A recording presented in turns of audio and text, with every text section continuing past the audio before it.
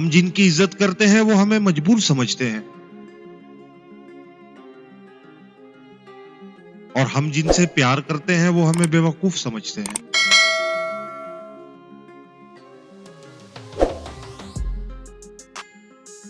जब इंसान अच्छे लोगों से भी डरने लगे,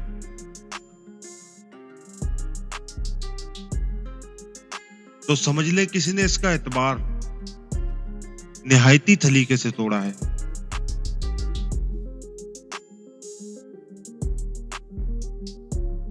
नसीहत वो सच्ची बात है जिसे हम कभी गौर से नहीं सुनते, और गीबत वो बदतरीन धोखा है जिसे हम पूरी तवज्जो से सुनते हैं।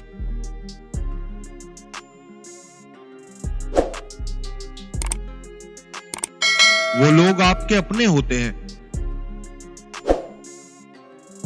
जो आपकी आवाज से आपकी खुशी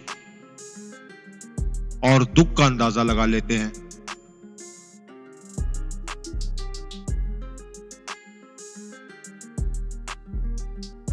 ऐ अल्लाह मुझे इतना बदल दे,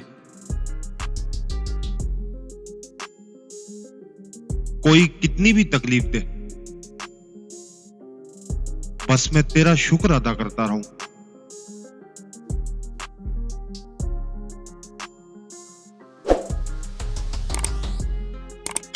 तुम्हारा रब जिस चीज को तुम्हारे करीब कर दे उसमें हिकमत तलाश करो, और जिस चीज से तुमको दूर कर दे उस पर सब्र किया करो।